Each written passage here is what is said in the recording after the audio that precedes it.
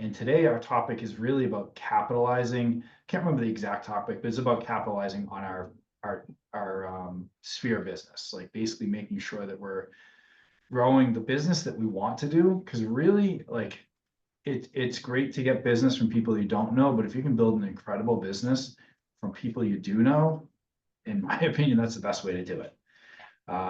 So I run a team out in Massachusetts. I was looking at our numbers year to date for closings, and 79% of our business was, whether it be past clients, sphere, agent referrals, referrals from allied resources in this year so far. So almost 80% of our business is from people who already know, like, and trust us. And when I put this topic up, I said, "Oh, this is a great topic." And then I tried to come up with all our secret sauces and crazy things that we were going to do. And I think the lesson I learned when I started putting it together was there is no secret. And like a lot of the stuff I'm going to say, I was like, this stuff's basic, but I think it needs to be said. I think like there's very simple things like, 9 out of 10 agents are not going to succeed in this business. Those 90% of those agents, like they're going to be transacting real estate at some point. Be nice to them. Like, don't be a jerk to other agents. Bank appraisers. Like when I talk to a bank appraiser, when they call me up to ask me about maybe a property I sold, they're shocked that I call them back. You know what? They transact business too. They buy and sell real estate. A lot of them don't, necessarily use their license to do that. And they know people that do that. Are like, I don't know, one thing that I've done in the past, I haven't been as consistent about is like our allied resources, probably something we should do this year. Our allied resources, people like, attorneys, loan officers, insurance people, contractors, we would give them like Christmas gifts. Like I had given them like each of like the people we did the most business Yeti mugs. And most of them were shocked because usually they're like coming to our office, like giving stuff. And we're like, give back to people. Because again, those people know people and they could know 100 agents. You only have to be the agent that they actually use. So the other key to that, I think, is for us is we need to be so good at what we do that the people that actually can see behind the curtain like what they see. That's probably the biggest key to all of this, because I will tell you the majority of our attorneys, like people that we do business with, the majority of them do business with us. And I don't know that we're really necessarily like pushing it. Like we're not saying like, I won't send you business unless you send me business. We just do a good job. So they send us their family.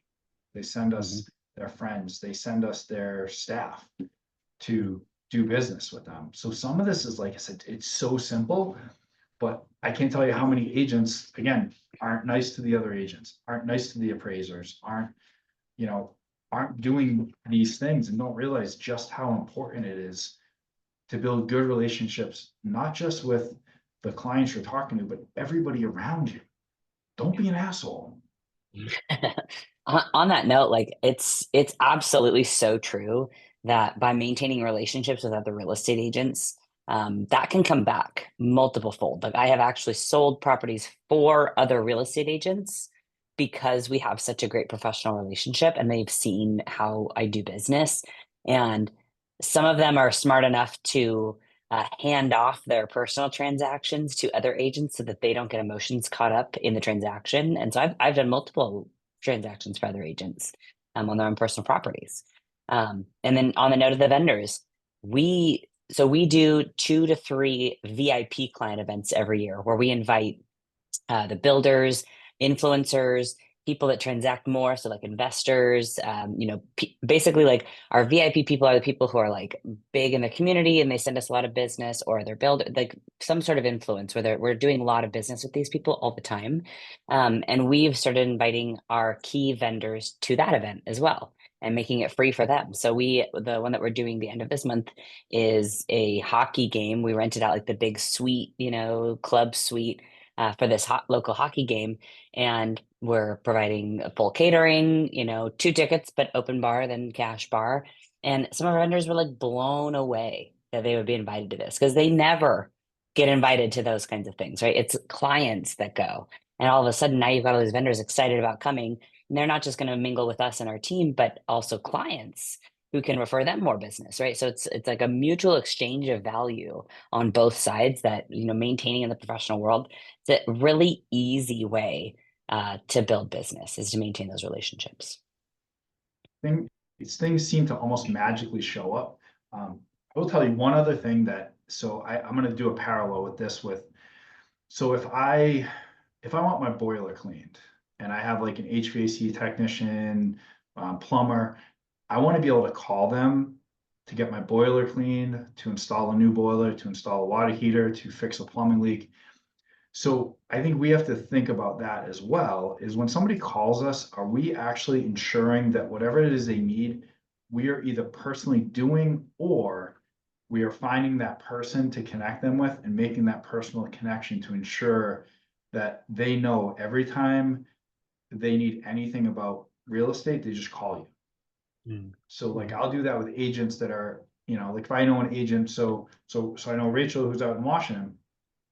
If there's somebody who wants to sell a house in Massachusetts, we don't cover the whole state, but Rachel should call me.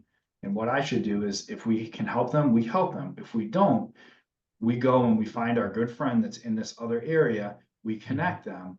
We don't get paid, but we've trained Rachel. You send referrals to Massachusetts, Jim will make sure the right person gets you gets to you. So it's like making people's life easier. Like little tiny things like that. Being the connector, right? Like I tell every single one of my clients, every single one of my teammates, this isn't building your sphere business and continuing to generate free business, right? Not paid leads is as simple as being resourceful, like consistently resourceful. Anytime anyone in my life reaches out to me for anything, I need a connection with a commercial appraiser. I need what painter do you like the best? Like anything at all, I find them at least two options, right? Like I will say, like, here's my guy that I go to, or here's two that I've heard good things about. And if you just consistently do that, it will not just continue with those people, but they will also say, oh, hit up Rachel. She knows everybody and everything, right? Like that's the guy that you go to when you want to be connected with somebody. And being known as a connector will open so many doors in this industry. And again, this is all going to keep I realize there's a theme. It's service. That's the whole theme here, because there's something else. So there's a lot of times where somebody's filing bankruptcy, they're getting a divorce, they need to get a market analysis in their home. The home isn't getting sold. Like they're buying out their spouse. You take a couple of routes. You could choose to have them pay you, or you could say, you know what, don't pay me. Like, go ahead. Why don't, like, you share this experience with people send us somebody that we can help. So like doing that is going to get you, 10 times the business because you're providing this service. And so not focusing every time, like again, we can't sit around and just like help people and never get a paycheck, but we have to have that service mentality where we're going to help a bunch of people and we're going to get paychecks because of it, but we're not doing it for the paychecks. We're doing it to help people. We just happen to get paid really well when the right opportunities show up for us to get paychecks. And it's like, it's this weird mindset that a lot, like if we're really hungry and like we are not eating, it can be tough. Like if we're not selling houses and we don't have this big business going on, sometimes it's hard for us to offer that stuff up. Kim can tell you, there's a lot of stuff I do for free that I really shouldn't. But it's like I'm not, like I don't let people take advantage of me, but at the same time, help people. When you help people, you're more approachable to come back to because you're not. That's another piece too, is like being approachable to your clients. So like I know for me, you see how I'm dressed up nicely. She's dressed way nicer than I am here. But like I need to make sure that my clients are comfortable with me. Like I can't have that stuffy feeling. Like if I show up in a suit and tie in my friend's house when they got all their Harley gear on, it's not gonna work out. Like they're Hmm. not gonna feel super comfortable. So like in my group of friends, they just consider me another person that just happens to know about real estate. So I think the piece of that is we can't be selling our friends. Like we can't be like I have a ton of friends that know 10 real estate agents and they come to me because they know that they can come to me and lay out a situation. I'm going to give them objective opinion. And if it involves me selling their house, great. If it involves me telling them like you need to stay, that's also great. I do not do my answer is not based on how it benefits me, it's answers on how it benefits them. That's also one really simple thing that I don't think a lot of us get. Like I think a lot of people in this industry like have this like because we're real estate salespeople. We get this feeling like we have to go sell something, and what we got to sell is a relationship and trust. And if people can't tell you everything because they don't trust you, because they think you're going to sell them something, like you are not going to be that person that actually gets the business. It's going to be that person in your group of friends that they can trust to tell them everything without getting pushed. 100%. Yeah, I think that's so incredibly key. Like I had a great interview with a potential teammate just this morning, and had that conversation about like, do you practice the natural and authentic response to the question, how's the market? Especially leading into Q4, especially leading into this time of year. This, like, you're going to be going to more parties, you're going to be seeing family, you're going to be seeing more friends, you're probably going to drop by, I don't know, holiday parties of all kinds. You got Thanksgiving and all these things going on. And guess, like, that's the first thing that anybody is going to try to ask you to feel relevant, right? Every single time, like without fail. So, how's the market? How's the market doing? What's going on in the market? And if you have not practiced that answer to sound very genuine, and so you don't even have to like script it with them, you're gonna fall on your face like that. This is a great season to be able to show your prowess, to show your knowledge, to show your, how in touch you are with your local marketplace. And so I tell my team every year, like this is the time of year that we are practicing how's the market? And the answer is, if in my opinion, it's not like, oh, it's doing great. Like the second you come off and like raise your voice, like and go into sales mode, like people are turned off. Like I don't want to hear that. Like I don't want to hear that personally as a salesperson. But if I say, well, it totally depends on what you're looking to do, like it's that for people who are looking to rent, it's really tough. People who are looking to buy in this price range, super, super tough. This price range is easier, right? Like you have natural answers and can give some logical, intellectual response. That's just going to build even more trust, to your point, Jim. Well, and I think that it's funny because everything you say ties into my notes. There's something there Mm, where I've been pushing my team to become like economists, like yeah. understand the economy. And I remember when we were at Keller Williams years ago, Gary Keller would talk about be the economist of choice in your market, and like that's I think that builds a ton of trust because my client knows that they can call me and ask me like, hey, what's going on out there? And I can, like you said, I'm not saying like, hey, it's great. That doesn't mean anything. But Right. hey, Right. this That's is zero information. That's zero value add when you say it's awesome. Like what? like I should be able to rattle off what's going on with inventory, what are the buyers and sellers behavior in this market, what's happened, well, how is the interest rates affecting things, how are the Fed's decisions affecting that, how does the political landscape affect this? What do I and I don't know 100% what's going to happen, but I can give them enough information to know that um, I know what I'm talking about. So it's a great opportunity, like you said, to show that you actually study this stuff. And this is like it's literally you have to go into it like you are an economist. Like you need to understand why the market will go up and why the market will go down, and what will happen if they decide to buy a house in this market, in this location, in this price point. is that going to be painful, not painful? Because a lot of agents don't know that answer. And you really have to know that if they know 10 agents, you need to be the one they can go to for that market data.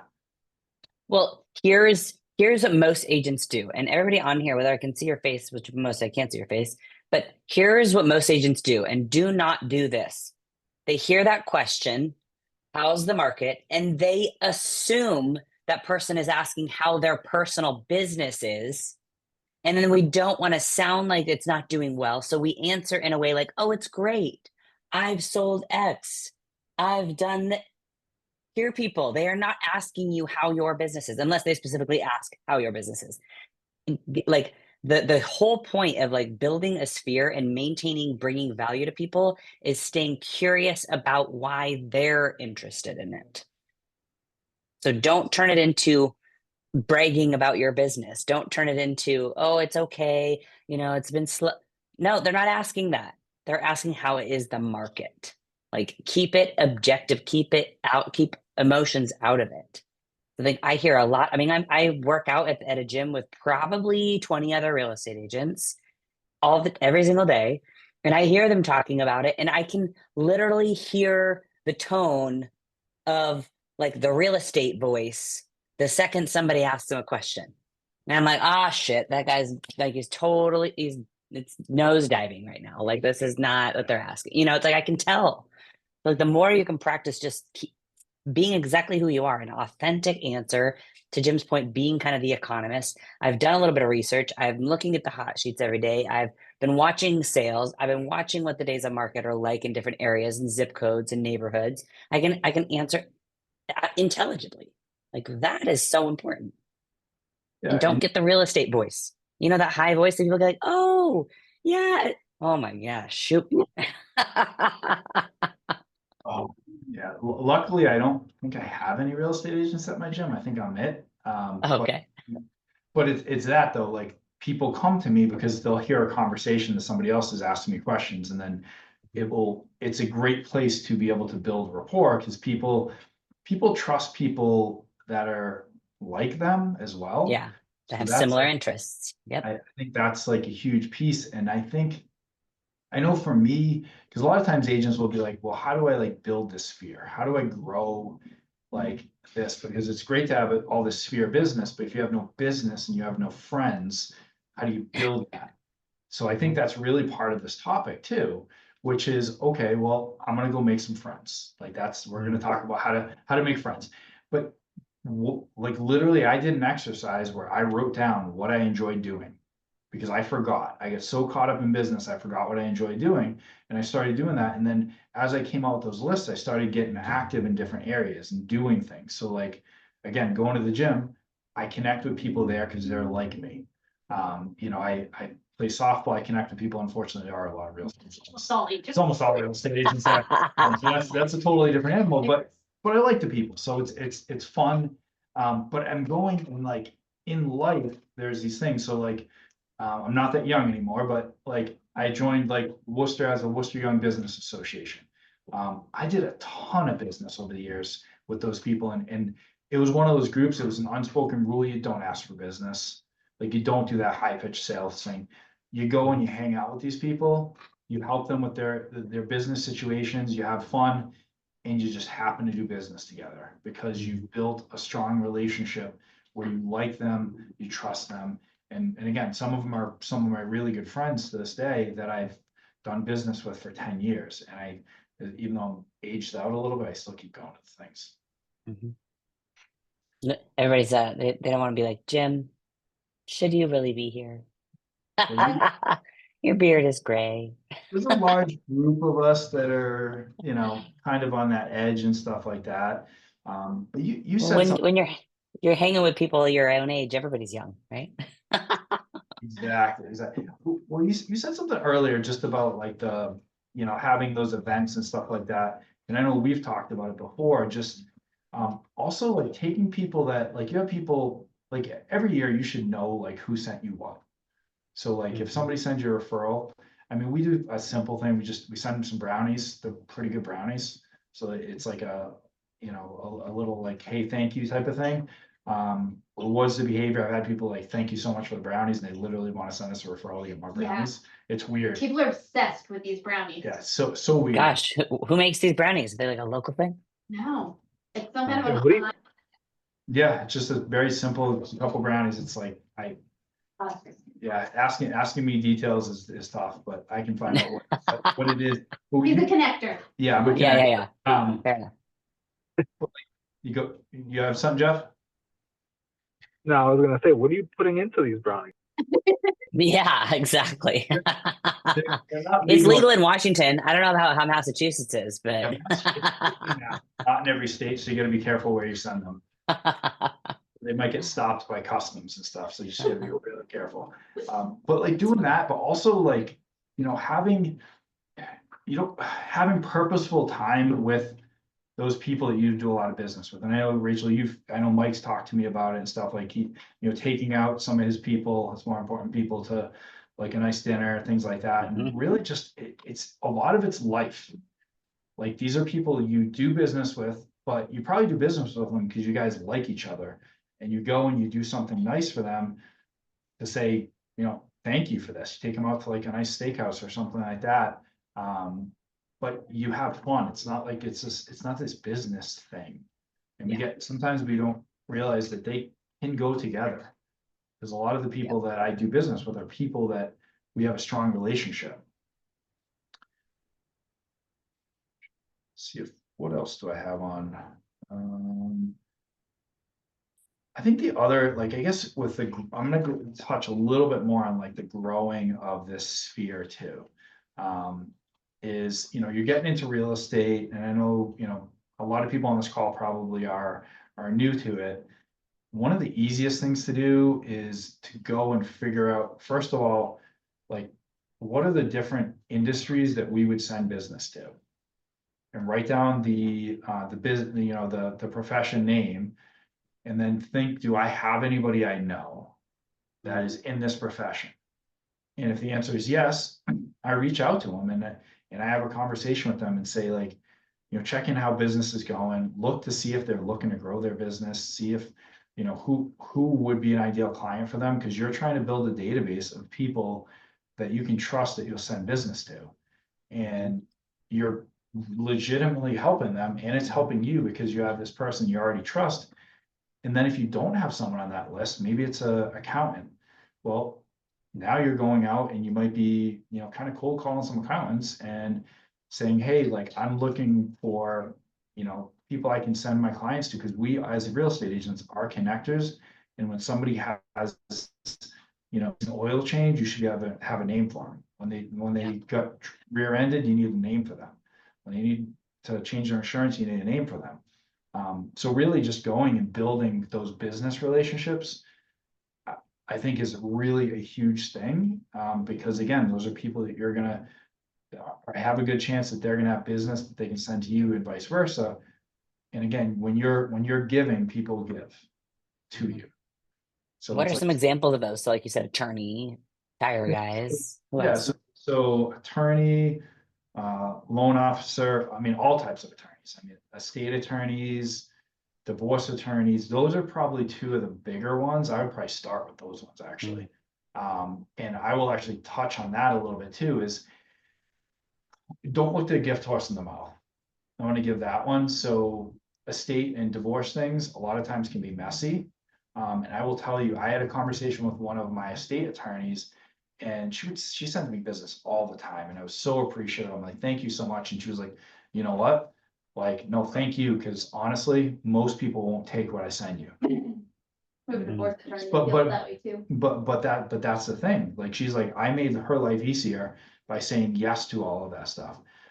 But those attorneys are good. Financial advisors, they're huge. It could be, people own a funeral home. We'll have to, families have to sell stuff after people die. Where you cut your hair. So I think the place to start is look at who you pay money to every month. So you may pay money to an accountant, you pay money to, somebody to cut your hair, you pay money. So anybody you're paying money to, should be who you'll start your list with. But then you could literally go to the, if people know what the yellow pages are, basically, but go from A to Z and figure out what, all those different professions, accountant, attorney, auto body, automotive, driving, when you're driving down the road, what businesses are you passing? You start writing down those different types of businesses and figure out if you know somebody in that. So I would recommend, if you're newer, that's probably one of the best exercises to do, because you're bringing value to people, you're getting context for your clients, and you will get business from it. I can almost guarantee it. Unless you're a complete jerk and asshole, then you won't. But just don't do that. Just be service oriented. I mean, it does get a little weird if you've got somebody you send business to like every week, and you watch them transacting with somebody else. I would ask them. I'd say, hey, Yeah. you have a That's really insane. strong relationship with Susie there. If Susie didn't work out, or what wasn't, couldn't help with something, who would you go to next? Okay, can I be your number 2 then? Yeah. Well, what criteria, right? Like I would ask, like, what is the threshold or the demographic of person you're sending that way? Is there anything that they provide that you haven't seen me provide? Like, really kind of asking the question. Like I do that all the time. Like I call each of the co-brokers on every one of our deals, ask for feedback, right? How is the process? What could we have done better? Was there anything in the communication that you would like to see different? Is there anything that you do a little bit differently that we could adopt? I mean, it's amazing what people will tell you when you just. Well, and actually, I think it was Sharon was talking about it, where we, when we were at Rise, just talking about doing a presentation for these people. So you have an accountant who runs into lots of people who have real estate needs. Offer to spend 15-20 minutes with them, just show what it looks like when you meet with a buyer or seller, so they know if they refer someone to you, what that's actually going to look like. And if you're doing a good job with it, you're probably, like, if you're doing anything, you're probably doing better than 90% of the people out there. So you will probably shock them, and they'll be like, wow, this guy is the guy that I should call for real estate stuff. So it makes it easier for them to refer you, because they know exactly what it looks like. I did that with radio talent that we used to market with. Like, we went to his house, he wasn't looking to sell, and we just pretended they were selling their house, and we went through the entire process. And he then could actually even talk about that when he was on the radio, because he understood what it looked like to meet with us. Yeah. So that Super was smart. that was a huge one there. I think that was most of what I had for the magic pills that I had. Like I said, I don't have a whole lot of magic pills. I mean, we do a couple, we do a client party annually. We try to connect before and after the party. We do a high day where that's really, a lot of it's just about the connection before and after, and the connection when they come to the office. Because I will say, a lot of times on those events, people will come to talk to you about real estate. Like, I've just found that, like, a lot of times people, like, they were thinking about like real estate, and then you reached out to them about an event, and it gave them an opening, and that was where they felt more comfortable, is to come see you. It's been a weird dynamic I've noticed over the past like 5 years, and it's like it gives them an outlet. I mean, one other thing we do that I think, I get a lot of stuff like local stuff from people that trust me, but like, just like, I'll sponsor the teams when somebody on my team is coaching. So if we're coaching, we will sponsor. It's just like a rule we have. But if we do that, that person's there every week, our logo's there, they see who this person is, and they tie the two together, even though the person isn't pitching real estate. It's like this marketing piece that I just think is a no-brainer. And most local kids sports is like is one of the cheapest places you can market anything. 100%. So I will do that. Really, if you tell me that you're coaching a team, I'm not going to do it just to put the name on the thing. But if somebody's coaching a team and can see who we are, and not just the people who sponsor it, we'll do that pretty much every time. Yeah, Or like a charity event where, like, there's a local charity, Serenity Cycle Works, motorcycle charity that we deal with, and every year just write a check, like, because Mhm. we're gonna be on these shirts for years, and they trust the people that wear those shirts, trust the businesses on those shirts. Yeah, love it. Yeah, we just did our first annual sponsorship. So there's a local nonprofit organization that does like kids sports camps. So it's like a Christian based sports camp. Um, and they do a really big auction in the spring. So they have a 300-person auction where they're giving away a bunch of stuff, and a bunch of people from the community and donors are coming. Then they do these camps all summer. Then they have a golf tournament in like the late summer in September. And this last year we sponsored, my daughter actually went to one of the camps. So she went to the tennis camp, my 9-year-old. And then we sponsored the golf tournament where we had a foursome from the team, 4 teammates who played. We sponsored a table. We're able to give away all these things. Well, that was great kind of to do individually, but like we found so much alignment with the ownership of the nonprofit organization that we decided to create a whole new program for them, or they decided to do it. We decided to kind of partner with them, or it's an annual sponsorship. So we have a permanent place on their website. We have a permanent place in every single one of the events where we have a presence. We have a table. We have we sponsor the photo booth at the auction. So every picture that's taken has our logo and our information, taken back of it. Because it's something that we believe in too, right? Like it's a Christian-based organization helping local kids. And with our sponsorship, not just are we sponsoring these things for their events to make money to promote these camps, but we also have extra in there that we're able to actually sponsor kids to go to these camps because it's really targeted toward underprivileged kids. So it's like creating relationships like that, where now the entire year, all of 2025, we're going to be able to co-market each other throughout the throughout the entire year, where now we can use them to target and to market toward our client base to say, hey, support these people, send your kids to these camps, we are a gold medal sponsor, blah blah blah. And then vice versa, right? They can say, these people are gold medal sponsor, here's what they do. If you need buy or sell real estate, we have the exclusivity for as a real estate team with them. So finding strategic partnerships like that are community driven, that are accessing a lot of people that you wouldn't probably normally have access to without their reach, I think is an incredible way to, build deeper relationship, increase social awareness locally. I mean, and also give back to the community. So we're pretty excited about that one this year. But I think that really ties into the fact that people don't do business with us because of what we do, but because of who we are. Yeah, 100%. That's what that is. Like the whole time I'm thinking, I'm like, okay, Rachel's friend has 10 real estate agents that are her friend too. Mm-hmm. And Rachel's doing some things that show that she's most in alignment with this friend and she's able to help them.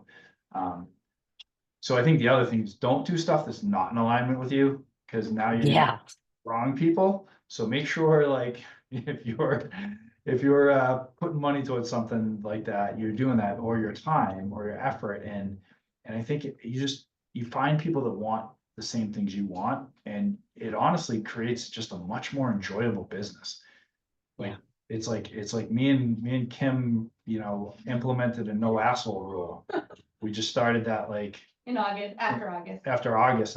She was out for like a week or two, and these people are assholes. And I was like, we are not doing this anymore. I'm like, we're gonna close these people out, and we're gonna implement a no asshole rule now.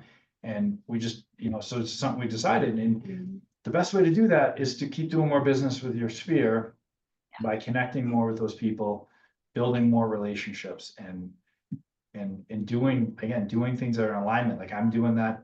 I'm so excited. I'm doing that 100-mile ruck again this year, but Oh my gosh. not going to find out the actual route until the day of when I show up. And it's so exciting. But what I'll tell you that I've got from that is, like, I finished it 2 years ago, and there was, I think, 27 of us that finished that race. And I would do business with any of those other 26 people. Like I would do anything to support their businesses, because I trusted them with one thing. I trust them with everything. So it's just a weird dynamic when you have that stuff with people. You see it like in the military, because like those people, much stronger, like, are serving together, and like those are people that they will trust for anything, and if they can support their businesses, they will. So find people that love what you love and do that with them. And you will build much stronger relationships. Because I think the biggest key is we don't need thousands of relationships either. We need a Yeah. bunch of really strong ones. Well, it's kind of like, we have a friend and a coach who taught us, like, the concept of like really going deep with people instead of going wide. Like that's what our partnership with the nonprofit organization is. It's really, investing in them. And so we become more and more ingrained in their community, going deeper into their community, as opposed to trying to sponsor 6 different nonprofits and kind of barely showing up for any of them. Right. It's like a deep, not wide. Yeah, I think that's probably one of the more powerful things. Does anybody else on here that's not showing their faces have any, Well, I was gonna share one thing Oh. I've been doing even as a young, almost works better, not that I'm young anymore, but we'll pretend I'm young. Is You're I looking. send mail birthday cards to everyone in my sphere that I have addresses for. And the number of text messages that I get that are like, oh my gosh, my grandma died and she was the last person that ever mailed me a birthday card. And like, they get Oh, so excited because we yeah. don't get mail like that anymore. Yeah. People, That's awesome. like, we don't get mail, and the people that sent it were grandma and grandpa, and we're starting to lose them. So it's like the biggest, my husband tells me, he's like, if you ever stop sending those, you have to tell me, because he gets all these thank yous. He's like, Oh, yeah. That's awesome. I also think that in this day and age where everybody's trying to sell you something, whether you're on the internet, spam callers, like everywhere you go, somebody's trying to sell you something. So it's kind of like a breath of fresh air when you're talking to somebody, being completely down to earth, being transparent as possible, even telling them, hey, I don't know the answer to that. I'll try to figure that out for you and come back to you. Like, people appreciate that, that you're not trying to BS them. And I think that at least for me, that's helped me in my career and with my clients. Well, and I think, I mean, you jumped into the business and probably before you knew what you were doing, a bunch of people were asking for your help. And that was it though, Jeff. I watched it from the outside, like you were a person, not a salesperson. And people trusted you and you went and you did a lot of business very quickly because you were just a down to earth guy that, drove truck and then decided to jump into real estate. Correct. It definitely wasn't for my face. Nobody was hiring me because of the way I look. You wanted to show us your face. That bad. Yeah. No, I mean, and I tell other agents too the same thing, that like nobody cares about your videos online.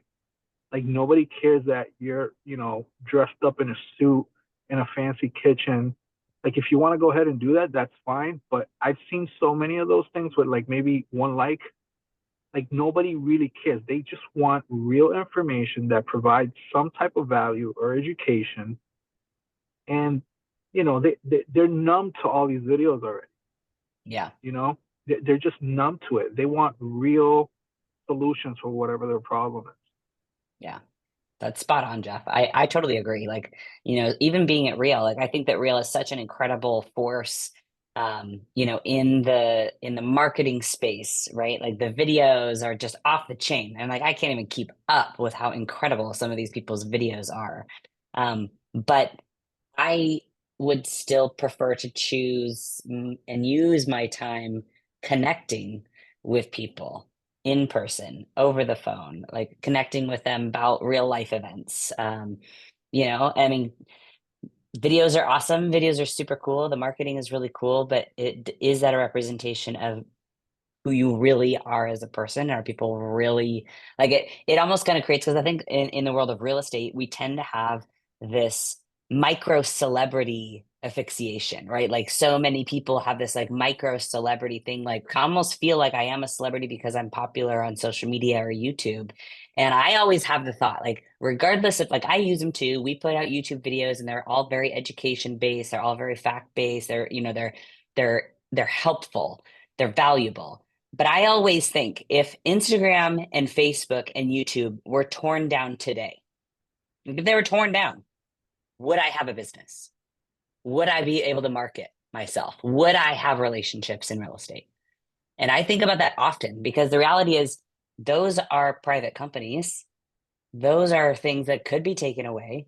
And anybody who relies solely on social media and highlighting all these things, like these videos or whatever, if you're relying solely on that for business or for connection, that's not a long-term strategy, in my opinion.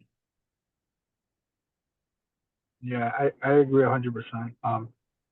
Doing things for free, right? When you give out the goodwill, like even this Zoom call right now, like you guys could be doing way more valuable and better things with your time than providing a free Zoom video here for us, 4 or 5 people here. But you're doing it because it's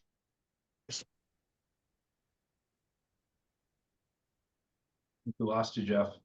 Lost you. Yeah, your sound is off, Jeff. Thought it was just me for a second. Oh, there you go. You're back. Can you hear me now? Sorry, yeah, it's a phone call coming in. You guys are providing this, not expecting anything out there, but you're providing real value. And I appreciate that in return. I see you guys now as real people that are not just trying to sell me on whatever it is. And I think that is the same way with our clients too. Yeah, Like, exactly. 100. That's such a great point because I think like I think all day long people would rather see you telling about your day in your stories or actual photos of what you're up to as opposed to these beautifully polished like zoom in, zoom out and all the right like splashy music. It's like look at my half a pizza I ate today. And why do people post things like that? Okay, maybe not that. You won't find that in my stories, but yeah. So really the summary of the call today is like, be a real person, provide value to people without expecting stuff from return, and don't be a douchebag. Yeah, Like that. nailed it. That kind of really kind of covers the summary of the call. If you're watching this, you really as a recording, you only really have to watch the last 3 or 4 seconds, and you'll get everything. So we are out of time here. It's 1:45, and we will be here next week. I think Rachel's running the call next week on the 21st. So every Thursday, same time, 1 p.m. Eastern, 10 a.m. Pacific. And if I don't see you guys, because I probably won't be on next week, you guys have a happy Thanksgiving. See you later. Same as well. Thank you guys. Thanks, Jeff.